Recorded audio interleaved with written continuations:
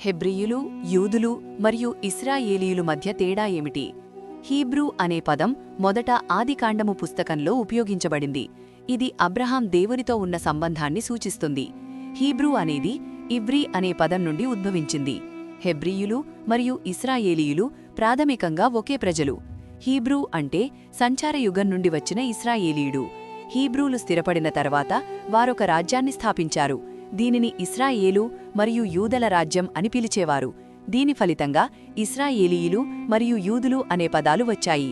ఇశ్రాయేలు అనే పదం ఇస్రోయేలు అనే పేరు యొక్క అనువాదం. దేవునికి నిజాయితీగా ఉండటం వల్ల ఇది యాకోబుకి ఇవ్వబడింది. నేడు హీబ్రూ అనేది ఇజ్రాయెల్ రాష్ట్ర భాష పేరు. అయితే దాని పౌరులను ఇశ్రాయేలీయులు అని కాదు, ఇశ్రాయేలీయులు అని పిలుస్తారు. యూదుడు అంటే యూద మతాన్ని అనుసరించే ఎవరైనా. ఈ పదాన్ని మతం కంటే జాతిని వివరించడానికి కూడా ఉపయోగించవచ్చు. హీబ్రీయులు మరియు ఇశ్రాయేలీయులు అనే పదాలు ఇకపై ఉపయోగించబడవు.